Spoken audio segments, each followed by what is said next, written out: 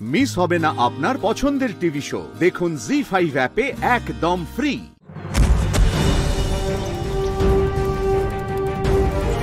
ব্রাহ্মণদেব, এই হলো সেই কর্মাবাই যে ভগবানের ভক্তির নামে অনর্থ করে বেড়াচ্ছে।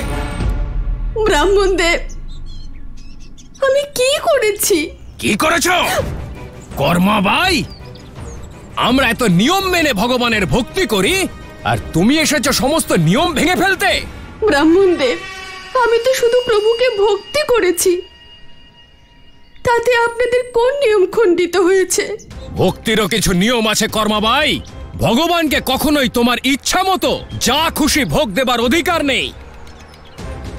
ভগবানকে কি ভোগ দেওয়া যায় কি দেওয়া যায় না সেটাও শাস্ত্রে লেখা আছে। ব্রাহ্মণদেব, আমি শাস্ত্র পড়িনি, কিন্তু আমি রোজ যা জোগাড় করতে পারি তা আমি ভোগ বানিয়ে ভগবানকে দিই। কর্মাবাই, তুমি পাপী, তুমি এর শাস্তি অবশ্যই পাবে,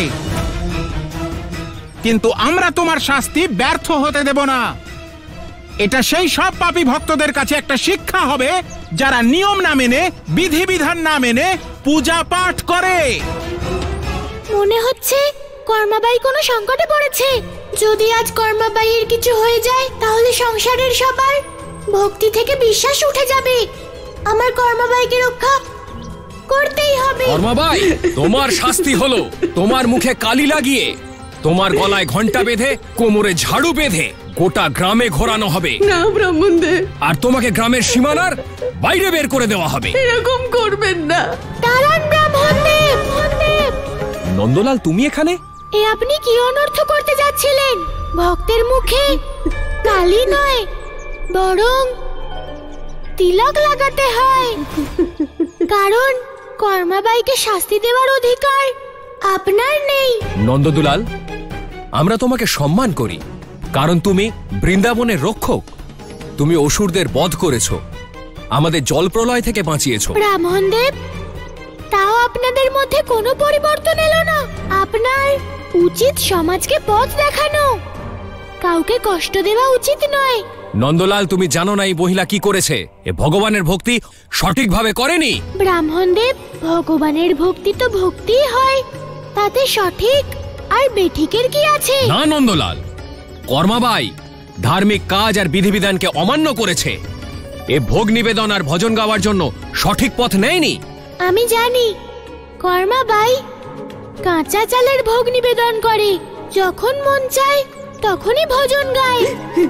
তাই তার মনে দিন আর রাতের কোনো পার্থক্য নেই। আর কর্মাবাই যেটা করে সেটাই সত্য, কারণ ভক্তি আর পূজা সময় দেখে নয়, বরং মন থেকে করা হয়। চুপ করো নন্দলাল, তুমি নন্দের পুত্র, তাই আমরা তোমাকে সম্মানের চোখে দেখি, কিন্তু এর অর্থ এই নয় যে তুমি আমাদের ধর্মীয় কাজ আর বিধিবিধানের বিরোধ করবে।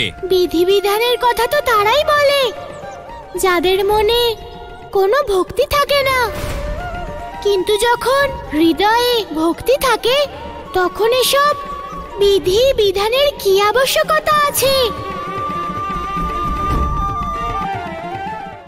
জি5 ডাউনলোড করুন আর সব এপিসোড দেখুন একদম ফ্রি।